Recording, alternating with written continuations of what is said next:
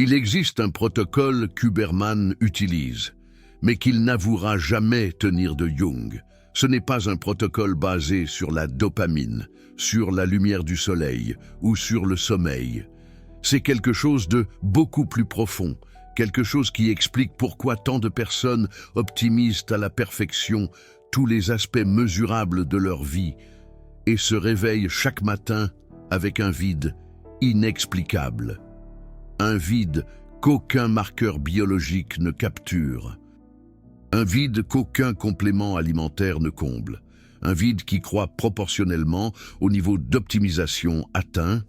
Et le plus perturbant dans tout ça, ce vide n'est pas un bug du système. C'est un signal, une alarme neurale indiquant que vous construisez une version optimisée de vous-même, en éliminant précisément les parties qui donnent un sens à la vie. En 2018, une étude non publiée du laboratoire d'Huberman à Stanford a commencé à documenter un phénomène déconcertant.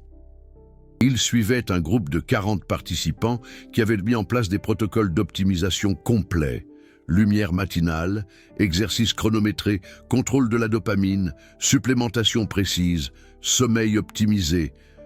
Tous les marqueurs biologiques s'étaient améliorés de façon dramatique. Testostérone, cortisol, inflammation systémique, variabilité de la fréquence cardiaque, tout dans la plage idéale.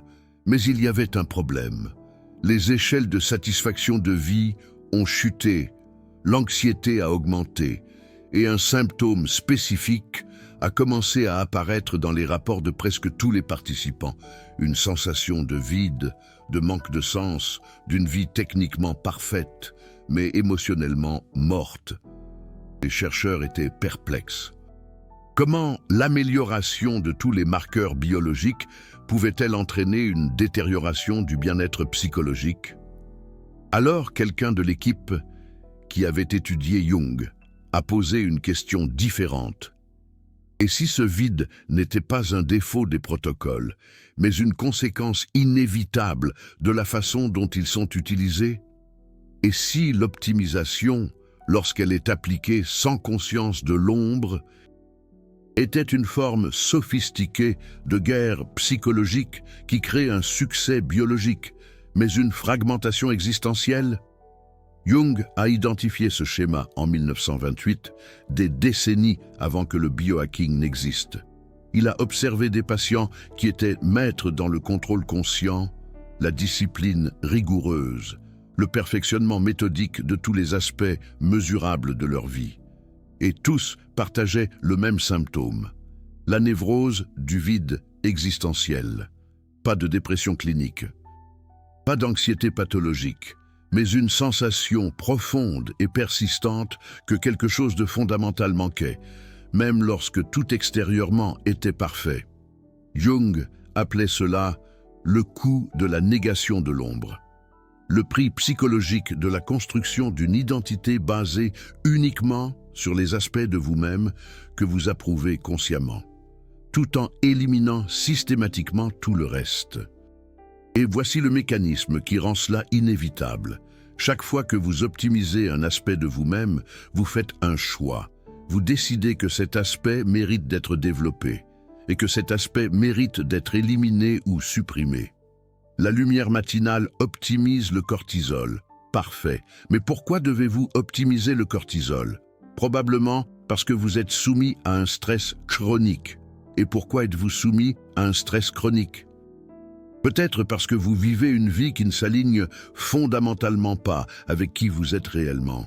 Peut-être parce que vous forcez des comportements, supprimez des impulsions authentiques, ignorez des besoins émotionnels profonds. Et au lieu de remettre cela en question, au lieu d'explorer le désalignement, vous optimisez le cortisol. Vous traitez le symptôme biologiquement, alors que la cause psychologique s'approfondit.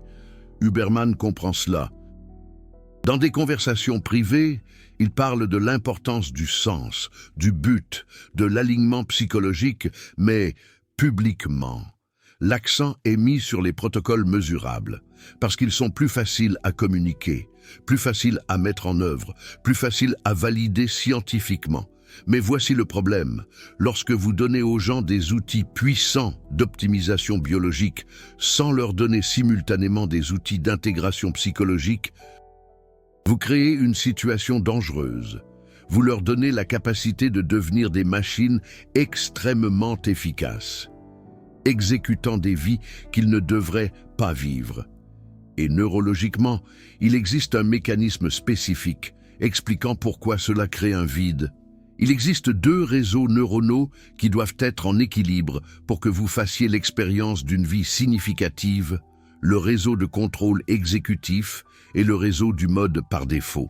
Le réseau de contrôle exécutif, centré sur le cortex préfrontal dorsolatéral, est responsable de la discipline, du contrôle, de l'optimisation, de l'exécution des objectifs. Le réseau du mode par défaut, impliquant le cortex préfrontal médial et le cortex singulaire postérieur, est responsable de la réflexion autobiographique, de la création de sens, de l'intégration des expériences dans des récits cohérents, de la connexion avec des valeurs profondes. Lorsque vous êtes en mode d'optimisation totale, vous maximisez l'activation du réseau de contrôle exécutif et supprimez l'activation du réseau du mode par défaut. Vous êtes constamment en mode exécutif. Faire, optimiser, mesurer, améliorer. Et vous évitez le mode réflexif. Être, ressentir, questionner, intégrer. Et voici le problème neurologique. Le réseau du mode par défaut est l'endroit où le sens de soi est construit. C'est là que vous traitez qui vous êtes, ce qui compte pour vous. Et comment vos expériences se connectent à votre identité. Lorsque vous supprimez chroniquement ce réseau en faveur d'une exécution constante, vous empêchez littéralement votre cerveau de construire un récit autobiographique cohérent. Vous devenez une machine exécutant des protocoles, sans un soi intégré faisant l'expérience de la vie. Et cela explique le vide. Ce n'est pas une dépression chimique, c'est une absence de soi. C'est l'expérience d'optimiser une vie, sans avoir une identité intégrée vivant cette vie. Et plus vous optimisez, pire cela devient, parce que chaque cycle d'optimisation nécessite plus de suppression du réseau du mode par défaut, plus de contrôle exécutif, plus de concentration sur les mesures externes au lieu de l'expérience interne. Vous êtes littéralement en train de devenir plus vide à mesure que vous devenez plus optimisé. Jung disait que l'individuation, le processus de devenir psychologiquement entier, nécessite l'opposé de l'optimisation. Elle nécessite l'intégration, et l'intégration signifie inclure des parties de vous-même que vous rejetez consciemment. Cela signifie donner de l'espace aux impulsions qui ne correspondent pas à l'image optimisée que vous construisez. Cela signifie permettre à l'ombre, les aspects niés et refoulés, d'avoir une voix, non pas pour agir sur eux aveuglément, mais pour les reconnaître consciemment et les intégrer de manière à vous rendre plus complet au lieu de plus fragmenté. Et voici où la neuroscience moderne valide Jung de façon puissante. Lorsque vous permettez l'activation régulière du réseau du mode par défaut, lorsque vous donnez de l'espace à la réflexion pour traiter les expériences émotionnellement complexes, pour explorer des parties de vous-même qui ne correspondent pas au récit optimisé, quelque chose se passe neurologiquement. Des connexions commencent à émerger entre le réseau du mode par défaut et le réseau de contrôle exécutif.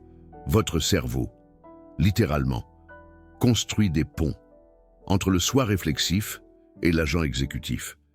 Et ces ponts sont le fondement neuronal de la plénitude psychologique. Les personnes qui ont ces connexions fortes ne perçoivent pas l'optimisation comme vide. Elles la perçoivent comme un outil au service d'un soi intégré. Les personnes sans ces connexions perçoivent l'optimisation comme un substitut à un soi qui n'a jamais été construit. Et la différence est absolument cruciale. Alors, laissez-moi vous parler de quelqu'un qui a vécu cela intensément. Je l'appellerai Sophie. Elle avait 29 ans. Quand elle m'a contacté, MBA d'une grande école, travail dans le conseil en stratégie, salaire à 6 chiffres. Elle se levait à 5 heures du matin. 20 minutes de méditation, café bulletproof, entraînement fonctionnel, douche froide. Elle suivait tout, sommeil avec Oura Ring, HRV, calories, macros, temps d'écran, productivité. Elle avait un tableau de bord dans Notion avec 32 KPI personnels, qu'elle révisait chaque semaine. Selon toutes les mesures quantifiables, elle était extraordinairement prospère. Et elle était complètement, profondément, insupportablement vide. Elle décrivait cela comme vivre à la 3e personne, s'observer et exécuter une vie parfaitement optimisée, mais sans jamais vraiment habiter cette vie. Sentir qu'il y avait une distance croissante entre la personne qu'elle était devenue et quelque chose d'essentiel qui la constituait autrefois, et le plus effrayant, elle ne pouvait pas identifier quand la transition avait eu lieu, quand elle était passée d'utiliser l'optimisation comme un outil à devenir un système exécutant l'optimisation, sans personne à l'intérieur. Quand nous avons examiné son histoire ensemble, le schéma est devenu clair. Elle avait commencé le biohacking à 22 ans, après une rupture dévastatrice. Elle se sentait hors de contrôle, émotionnellement détruite, vulnérable. L'optimisation lui a offert quelque chose d'attrayant, une façon de reprendre le contrôle, de transformer le chaos émotionnel en mesure gérable, de remplacer la vulnérabilité par la discipline, et cela a fonctionné. Elle se sentait mieux, plus forte, plus maîtresse de la situation. Alors, elle a optimisé davantage, et encore, et chaque cycle d'optimisation nécessitait de supprimer plus de contenu émotionnel, plus de vulnérabilité, plus des parties d'elle qui se sentaient hors de contrôle, mais qui étaient vraiment elle. En 7 ans, elle avait construit une version optimisée d'elle-même, qui était impeccable dans toutes les mesures, et elle avait systématiquement exilé chaque partie d'elle qui ne correspondait pas à cette image. La créativité chaotique qu'elle avait quand elle était jeune, le sens de l'humour sarcastique qui n'était pas professionnel, la volonté d'être dans des relations intimement désordonnées plutôt qu'efficacement fonctionnelles, la capacité de perdre une après-midi entière sans rien faire de productif. Tout cela a été classé comme non optimisé et systématiquement éliminé. Et maintenant, son ombre réclamait son dû. Le vide n'était pas un manque d'accomplissement. C'était un deuil. Le deuil des parties d'elle qui avaient été sacrifiées sur l'autel de l'optimisation, et son système nerveux le signalait de la seule façon qu'il connaissait, à travers une sensation viscérale, inéluctable, que quelque chose de fondamental manquait. Même quand tout était techniquement parfait, le travail que nous avons fait n'a pas consisté à ajouter plus de protocoles. C'était l'opposé. C'était créer un espace délibéré pour la non-optimisation, pour permettre aux parties exilées d'elle d'émerger, et cela a été terrifiant pour elle au début, parce que ces parties lui semblaient être de la faiblesse, de la régression, tout ce qu'elle avait travaillé pendant des années pour éliminer. Mais quand elle leur a finalement donné de l'espace, quand elle a cessé de guerroyer contre les aspects non optimisés d'elle-même, quelque chose d'extraordinaire s'est produit. Le vide a commencé à se combler, pas avec plus d'accomplissement ou de succès, avec de la présence, avec la sensation qu'elle était réellement dans sa vie, au lieu de simplement l'exécuter. Et, chose intéressante, ces marqueurs biologiques ne se sont pas détériorés. Certains se sont améliorés, sa variabilité de fréquence cardiaque a augmenté de façon significative, son sommeil est devenu plus profond, même en dormant moins d'heures, parce qu'elle ne gaspillait plus d'énergie neuronale massive dans une guerre civile psychologique. Elle intégrait et non fragmentait, et l'intégration crée une cohérence neuronale que l'optimisation fragmentée ne peut jamais atteindre. Mais attendez, parce que ce qui vient ensuite est crucial. Ce processus n'a pas consisté à ajouter de l'intégration par-dessus l'optimisation. Il a consisté à changer fondamentalement la relation avec l'optimisation. Sophie utilisait toujours les protocoles de Huberman, lumière matinale, exercice, contrôle du sommeil. Mais maintenant, elle les utilisait comme des outils au service d'un soi intégré, pas comme des substituts à un soi qu'elle évitait de construire.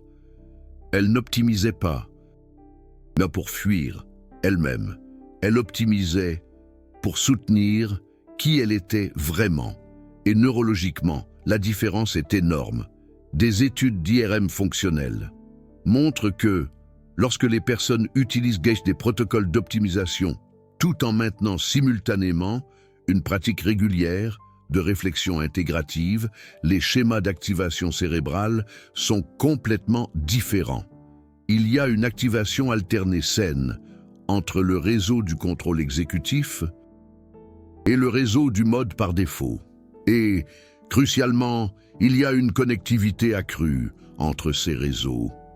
Le soi exécutif et le soi réflexif sont en dialogue constant, la discipline au service de valeurs profondes, le contrôle au service de l'authenticité, l'optimisation au service de la plénitude. Mais quand les personnes utilisent l'optimisation comme une fuite du travail psychologique profond, les schémas sont radicalement différents. Il y a une hyperactivation chronique du réseau de contrôle exécutif et une suppression du réseau du mode par défaut. Et, crucialement, il y a une déconnexion entre ces réseaux. Ils opèrent indépendamment. Vous avez un système exécutif fonctionnant impeccablement, mais déconnecté de tout soi réflexif, qui pourrait donner un sens à cette exécution. C'est pourquoi il est possible d'être extraordinairement prospère, selon toutes les mesures externes. Et pourtant, de se sentir profondément vide, parce que le succès se produit dans un système neuronal, mais il n'y a pas de soi intégré qui expérimente ce succès comme significatif. Jung décrivait cela comme une persona inflatée, la situation où vous développez un masque social tellement sophistiqué et réussi qu'il remplace complètement toute identité authentique en dessous et, dans la culture moderne, de l'optimisation. La persona n'est pas seulement sociale, elle est biologique. C'est la version optimisée de vous, impeccable, dans toutes les mesures, qui existe, sans connexion, avec qui vous êtes vraiment, en dessous de toutes les optimisations. Et le plus tragique, plus la persona optimisée réussit, plus il semble impossible de la remettre en question. Parce que la remettre en question semble être de l'ingratitude. Vous avez tout ce que vous devriez vouloir.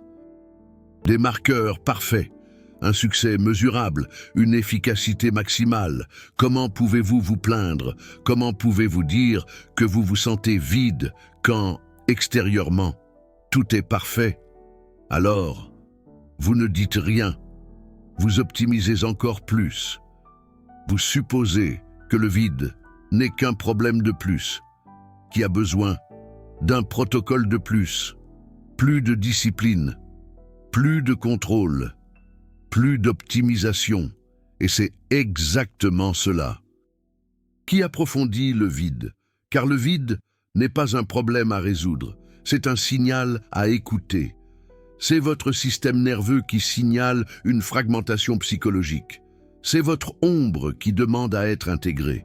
C'est la partie de vous qui a été exilée, qui tente de revenir à la maison, et vous ne pouvez pas optimiser votre chemin pour échapper à ce signal. Vous ne pouvez que l'intégrer. Alors, ce que Jung a proposé et ce que la neuroscience moderne commence à valider, c'est un processus fondamentalement différent de développement personnel, Pas une optimisation qui élimine les parties indésirables, mais une individuation qui intègre toutes les parties en un tout cohérent. Et l'individuation a des exigences complètement différentes de l'optimisation. L'optimisation requiert la mesure, le contrôle, la discipline exécutive. L'individuation requiert la réflexion, la vulnérabilité, la disposition à affronter des aspects de vous-même que vous préféreriez ignorer. L'optimisation se produit grâce à un protocole. L'individuation se produit grâce à la présence. L'optimisation crée l'efficacité. L'individuation crée du sens. Et vous avez besoin des deux, mais l'individuation doit venir en premier, car l'optimisation sans individuation n'est qu'une efficacité vide. C'est construire la vie parfaite pour une personne qui n'existe pas. Et voici le protocole spécifique, le pont pratique entre Jung et Huberman, qui permet à l'optimisation de servir l'individuation, au lieu de la remplacer. Ce n'est pas un simple hack, c'est une réorientation fondamentale de la façon dont vous utilisez tous les outils d'optimisation que vous possédez déjà. Premièrement, reconnaissez la différence entre les métriques d'optimisation et les marqueurs de plénitude. Les métriques d'optimisation sont mesurables, la VRC. Le sommeil, la productivité, la force, la concentration, les marqueurs de plénitude sont qualitatifs. Le sens de la congruence interne, la capacité d'être présent, la profondeur des connexions, la sensation que votre vie exprime qui vous êtes réellement. L'optimisation sans plénitude crée le vide dont nous parlons. La plénitude sans optimisation peut être authentique, mais pas durable. Vous avez besoin des deux, mais la plénitude doit être la fondation. Deuxièmement, créer un protocole quotidien qui ne soit pas seulement exécutif, mais aussi réflexif. Cela signifie qu'en plus de vos protocoles de Huberman, vous avez besoin de pratiques qui activent votre réseau du mode par défaut. 20 minutes de journal, le matin, avant toute optimisation. Pas un journal de gratitude générique, un journal d'exploration. Où ai-je ressenti une dissonance hier? Où ai-je agi d'une manière, mais ressenti d'une autre? Quelles impulsions ai-je supprimées? Quelle partie de moi ai-je évitée? Vous recherchez activement des signes de l'ombre, non pas pour les éliminer, mais pour les reconnaître. Imaginez-vous explorant les recoins sombres de la cathédrale de Chartres, à la recherche de vitraux cachés. Troisièmement, et ceci est crucial, utilisez l'optimisation consciemment et non défensivement. Demandez-vous avant chaque protocole: est-ce que je fais cela pour soutenir qui je suis, vraiment, ou pour éviter de confronter qui je suis, vraiment? Cette lumière matinale est-elle pour optimiser un corps qui vit une vie authentique, ou pour avoir l'énergie de continuer à vivre une vie qui ne s'aligne pas fondamentalement avec moi? Ce contrôle de la dopamine est-il pour avoir une clarté mentale, pour faire un travail significatif, ou pour supprimer une inquiétude? Un qui signale que quelque chose ne va fondamentalement pas dans ma vie. La différence ne réside pas dans le protocole, elle réside dans l'intention, et neurologiquement, l'intention change tout. Lorsque vous utilisez des protocoles pour fuir un travail psychologique, vous renforcez la fragmentation. Lorsque vous utilisez des protocoles pour soutenir une vie authentique, que vous construisez activement grâce à l'intégration, vous créez de la cohérence. Même protocole. Résultat complètement différent. Quatrièmement, créer un espace hebdomadaire pour la non-productivité. C'est de l'hérésie dans la culture de l'optimisation, mais c'est essentiel pour l'individuation. Vous avez besoin de temps où vous n'êtes pas en train d'exécuter, vous n'êtes pas en train de mesurer, vous n'êtes pas en train d'optimiser, du temps où votre réseau de contrôle exécutif peut se reposer et votre réseau du mode par défaut peut traiter. Jung appelait cela l'incubation. La neuroscience appelle cela le traitement du mode par défaut. Mais fonctionnellement, C'est la même chose, du temps où votre cerveau peut intégrer des expériences, construire des narrations autobiographiques cohérentes, connecter qui vous êtes avec qui vous êtes réellement. Et voici ce qui se passe. Lorsque vous faites cela consciemment, le vide commence à diminuer. Pas parce que vous avez ajouté plus de protocoles, mais parce que vous avez cessé d'utiliser des protocoles comme une fuite de vous-même. Les mêmes marqueurs biologiques que vous avez optimisés sont maintenant au service d'une vie qui est vraiment la vôtre. Et cela change tout neurologiquement. Car maintenant, il y a un soi intégré qui expérimente les bénéfices de l'optimisation. Ce n'est pas seulement un système qui fonctionne parfaitement, c'est une personne qui vit authentiquement et qui utilise l'optimisation comme un soutien, pas comme un substitut. Et cela répond enfin à la question par laquelle nous avons commencé. Pourquoi vous sentez-vous vide après avoir tout optimisé? Parce que vous avez optimisé une vie, sans d'abord intégrer un soi pour vivre cette vie. Vous avez construit la machine parfaite, mais vous avez oublié de demander qui opère la machine. Et quand vous regardez finalement à l'intérieur, à la recherche de l'opérateur, vous trouvez le vide, pas parce que vous avez échoué, mais parce que vous avez eu tellement de succès dans l'optimisation que vous avez complètement remplacé le travail d'individuation. Mais voici où l'histoire devient espérante et où la synthèse Jung-Huberman devient transformatrice au lieu d'être simplement théorique, car le vide, aussi douloureux soit-il, est réversible. Ce n'est pas un dommage permanent, c'est un signal de quelque chose qui peut être récupéré. Et le processus de récupération ne nécessite pas d'abandonner l'optimisation. Il nécessite de la recontextualiser dans une structure plus large de développement humain. Laissez-moi vous montrer comment cela fonctionne. Dans un détail pratique, quand Sophie a commencé ce travail, elle avait peur que l'intégration de l'ombre signifie perdre tout ce qu'elle avait construit. Que donner de l'espace aux parties non optimisées d'elle-même signifie régresser, perdre la discipline, revenir au chaos émotionnel dont elle s'était échappée à 22 ans. Mais ce qui s'est réellement passé était complètement différent. Elle a gardé ses protocoles de base de Huberman, la lumière matinale, parce que cela la faisait vraiment se sentir mieux. L'exercice, parce qu'elle aimait genuinement cela, pas seulement pour la performance. Le sommeil optimisé, parce qu'un repos de qualité n'était pas négociable, mais elle a changé la façon dont elle se rapportait à ses protocoles. Ils n'étaient plus une armure contre la vulnérabilité, ils étaient un soutien pour une vie plus authentique qu'elle construisait consciemment.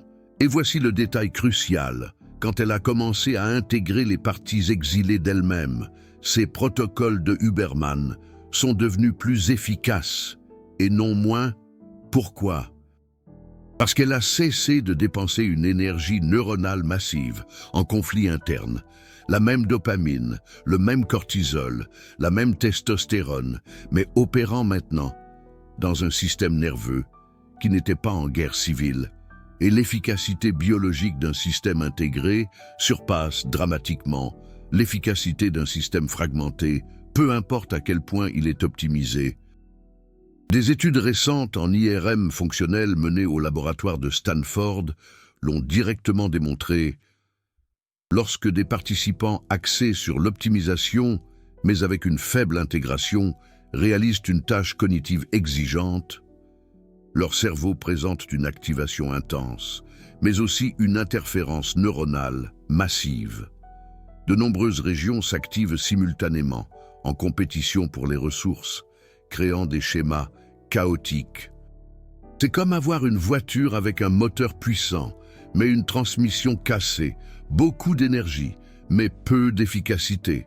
Mais lorsque des participants avec une optimisation élevée, une intégration élevée, effectuent la même tâche, les schémas d'activation sont complètement différents. On observe une activation coordonnée, orchestrée, Différents réseaux neuronaux travaillent en synchronisation au lieu d'être en compétition. C'est le même cerveau, les mêmes ressources, mais organisées d'une manière fondamentalement plus efficace. Et cette efficacité ne provient pas d'un contrôle accru, mais d'un conflit interne réduit. Jung l'avait prédit il y a un siècle, en disant que l'individuation ne consiste pas à ajouter quelque chose de nouveau, mais à cesser de gaspiller de l'énergie dans une guerre civile psychologique et à rediriger cette énergie vers l'expression créative et une connexion authentique. Huberman est en train de découvrir le mécanisme neuronal qui sous-tend cette observation clinique, et la synthèse des deux crée un protocole qui est biologiquement validé et psychologiquement transformateur. Alors, laissez-moi vous donner les étapes spécifiques, le protocole complet d'intégration qui fonctionne en parallèle avec vos protocoles Huberman existants. Première étape, cartographie de l'ombre. Chaque matin, avant toute optimisation, vous passez 10 minutes à répondre à 3 questions dans un journal. Quelle partie de moi ai-je réprimée hier ? Quelle impulsion ai-je jugée inacceptable? Ou ai-je senti que j'étais en train de jouer un rôle au lieu d'être moi-même? Vous n'êtes pas en train d'analyser en profondeur, vous ne faites que remarquer, vous créez des données sur vos schémas de répression. Deuxième étape, protocole de Huberman consciemment contextualisé. Vous faites votre lumière matinale. Votre exercice, vos protocoles habituels, mais avant chacun d'eux, vous faites une micro-pause de 10 secondes et vous vous demandez « Est-ce que je fais ça pour soutenir l'authenticité ou pour l'éviter ?» La question seule change la neurologie. Vous forcez l'activation simultanée du contrôle exécutif et de la réflexion du réseau du mode par défaut. Vous créez les ponts neuraux qui manquent. Troisième étape, fenêtre d'intégration l'après-midi, entre 15h et 17h. Lorsqu'il y a une baisse naturelle d'énergie corticale, vous consacrez 30 minutes au travail de l'ombre actif. Vous revoyez ce que vous avez noté le matin et vous faites de l'imagination active jungienne. Vous choisissez une impulsion que vous avez réprimée, une partie que vous avez exilée, et vous lui permettez d'apparaître dans votre imagination sous forme d'image ou de sensation. Vous n'essayez pas de la changer. Vous observez simplement avec curiosité. Quelle forme a-t-elle? Quelle émotion porte-t-elle? Qu'essaie-t-elle de communiquer? Cela peut sembler mystique, mais neurologiquement, c'est spécifique. Vous créez une activation simultanée des structures limbiques profondes permettant au matériel émotionnel d'émerger et du cortex préfrontal médian, maintenant une conscience observatrice. C'est un entraînement neuronal direct des ponts entre le système émotionnel et le système réflexif. C'est de la neuroplasticité dirigée appliquée au travail le plus important, construire un soi intégré. Quatrième étape, revue nocturne intégrative. Les 15 dernières minutes avant de vous endormir, vous faites une revue douce de la journée. Pas de jugement, pas d'analyse lourde, juste 3 questions. Où ai-je vécu authentiquement aujourd'hui? Où ai-je utilisé l'optimisation comme une fuite? Comment puis-je mieux m'aligner demain? Et ensuite, crucial, vous reconnaissez à voix haute une chose que vous avez réprimée pendant la journée. Je reconnais que j'ai ressenti de la colère et que je ne l'ai pas exprimée. Je reconnais que j'ai forcé mon enthousiasme alors que j'étais fatigué. Je reconnais l'impulsion que j'ai jugée comme faible. Cette reconnaissance nocturne modifie fondamentalement le traitement pendant le sommeil. Vous vous souvenez des études que j'ai mentionnées dans le premier script? Lorsque vous reconnaissez consciemment le contenu de l'ombre avant de vous endormir, votre cortex préfrontal reste partiellement actif pendant le traitement limbique nocturne. Au lieu d'une consolidation aveugle de la répression, vous obtenez une intégration supervisée. Votre cerveau traite le matériel, mais maintenant avec la participation des structures de conscience supérieure. Et si vous faites cela de manière cohérente, pas pendant une semaine, mais pendant des mois. Ce qui commence à se produire est profond, la névrose du vide existentiel diminue, non pas parce que vous l'avez rempli avec plus de réalisation ou de protocole, mais parce qu'un soi intégré a commencé à émerger. Les parties exilées rentrent à la maison, et quand elles rentrent, elles apportent de l'énergie, de la créativité, de la vitalité, qui étaient bloquées quand elles étaient réprimées. Sophie a décrit cela comme se réveiller d'une anesthésie psychologique. Pendant des années, elle avait été techniquement consciente, mais émotionnellement anesthésiée. Et lentement, grâce à un travail d'intégration constant, l'anesthésie a commencé à s'estomper. Elle a commencé à ressentir plus. Pas seulement des émotions positives, toutes.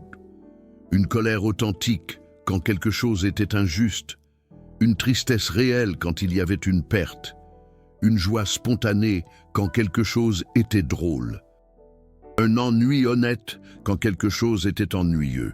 Et cela semble simple, mais pour quelqu'un qui a passé des années à optimiser les émotions hors de l'expérience, ressentir authentiquement était révolutionnaire. Et avec le sentiment authentique est venu le choix authentique.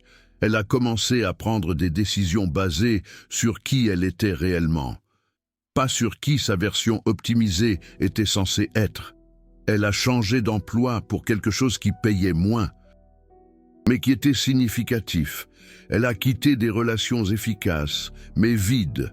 Elle a commencé à créer de l'art, quelque chose qu'elle avait abandonné à 22 ans parce que ce n'était pas productif. Et ses marqueurs biologiques, ils ne se sont pas effondrés, certains se sont améliorés. Sa variabilité de la fréquence cardiaque, qui avait été chroniquement basse malgré tous les protocoles, s'est normalisée. Son cortisol matinal, qu'elle avait optimisé artificiellement, s'est régulé naturellement. Son sommeil, qui avait été techniquement adéquat, mais pas réparateur, s'est approfondi. Parce qu'elle n'utilisait plus l'optimisation comme une guerre, elle l'utilisait comme un soutien pour une vie authentique. Et voici la donnée qui a complètement changé ma perspective, lorsqu'il a été mesuré 6 mois plus tard. Le groupe de personnes qui avaient ajouté des pratiques d'intégration au protocole d'optimisation a surpassé le groupe qui n'optimisait que dans presque toutes les mesures. Pas seulement le bien-être psychologique, ce qui était attendu, mais aussi des marqueurs biologiques purs, VFC supérieur, inflammation systémique moindre, réponse de cortisol plus saine, meilleure neuroplasticité mesurée grâce à l'apprentissage de nouvelles tâches. Comment? Parce qu'un système nerveux intégré fonctionne tout simplement mieux qu'un système fragmenté. Même protocole, même supplément, même exercice, mais appliqué à un organisme qui n'est pas en guerre avec lui-même. Et l'efficacité biologique résultante surpasse ce que la pure optimisation peut atteindre. Jung avait raison biologiquement, même sans avoir la technologie pour le prouver. Et Huberman est en train de fournir la preuve. Même si publiquement il se concentre sur des protocoles plus simples, et vous venez de découvrir quelque chose dont presque personne ne parle. La véritable cause du vide post-optimisation est le protocole précis pour le guérir. Cette synthèse de Jung et d'Huberman a pris des années à être construite, connectant la psychologie profonde avec la neuroscience de pointe, d'une manière qu'aucun des deux domaines ne le fait seul. Si cette révélation a changé quelque chose pour vous, si voir la connexion entre l'optimisation et la fragmentation psychologique a clarifié votre propre névrose du vide existentiel, considérez utiliser le Super Thanks. Ce n'est pas seulement un soutien, c'est vous qui votez pour que ce travail de synthèse continue. C'est vous qui dites que les connexions profondes entre la psychologie et la neuroscience importent plus que les protocoles superficiels. Quand vous cliquez sur le cœur doré, vous financez la prochaine révélation que le monde académique maintient séparé. Vous n'êtes pas un simple consommateur de contenu. Vous faites partie d'un mouvement d'intégration de la connaissance. Et chaque Super Thanks renforce ce mouvement. Et maintenant, la question la plus importante, ce qui est réellement en jeu, ce n'est pas seulement votre bien-être ou vos marqueurs, C'est la question fondamentale de savoir comment vous allez vivre. Allez-vous continuer à optimiser une vie vide, accumulant des métriques parfaites, tandis que le vide grandit, ou allez-vous faire le travail le plus difficile, mais infiniment plus gratifiant, d'intégrer un self, de ramener les parties exilées, de construire une vie qui est non seulement optimisée, mais authentiquement vôtre. Jung disait que la plus grande tragédie n'est pas de mourir, c'est de vivre une vie entière comme quelqu'un que vous n'êtes pas. C'est de passer des décennies à construire une version optimisée de vous-même, qui n'a aucune connexion avec qui vous auriez réellement pu être. Et dans l'ère moderne du biohacking, cette tragédie est devenue non seulement possible, mais encouragée. Vous pouvez maintenant créer une persona biologiquement parfaite, qui remplace complètement n'importe quel self authentique. Et voici l'avertissement que Jung donnerait s'il était vivant aujourd'hui. Vous ne pouvez pas biohacker votre chemin hors d'une vie inauthentique. Vous ne pouvez pas optimiser une solution à la fragmentation existentielle. Vous pouvez améliorer chaque marqueur biologique et pourtant vivre dans un vide profond parce que le vide n'est pas biologique, il est existentiel. C'est le coup de nier qui vous êtes réellement, en faveur d'une version optimisée que vous pensez devoir être. Mais voici l'espoir. Il n'est pas trop tard. La névrose du vide existentiel n'est pas un dommage permanent, c'est un signal, c'est votre système nerveux, littéralement, en train de crier que quelque chose ne va pas, que vous avez construit une vie pour la mauvaise personne. Et quand vous écoutez finalement ce signal, quand vous arrêtez d'essayer de l'optimiser pour le faire disparaître et que vous commencez à l'explorer avec curiosité, quelque chose s'ouvre. Les parties exilées commencent à revenir.